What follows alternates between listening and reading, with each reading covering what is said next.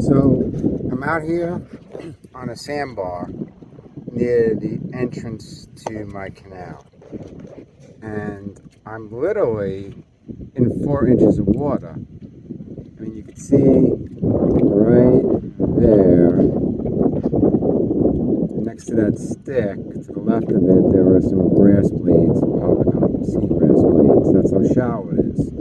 Now normally, and here is a submerged tree that blew onto the sandbar and got stuck. Now normally, this over the sandbars during this time of day when the sun is directly over me somewhere up there, this is all emerald blue water, and the sandbars you can clearly see. You can avoid them because you can see them, but look at the water. Look at my white paddle.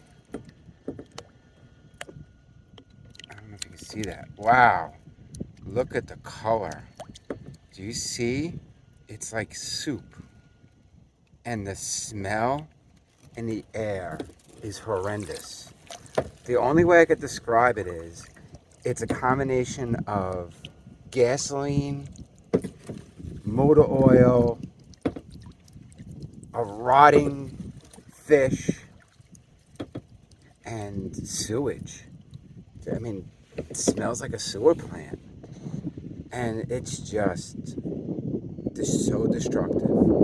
This ecosystem, all those mangrove trees, there's nothing in them. The salinity of this water is only less than 5%. It's 96% water running off from the rivers, from the canals, and it's just disgusting. What a devastation.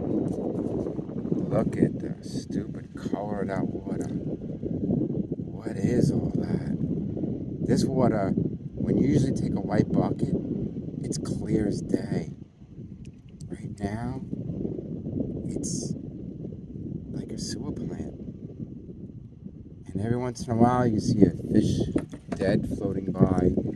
You see a bird dead floating by. There's death everywhere. It's so bad. And we'll green the water normally. Right now, though, it's like the Black Sea.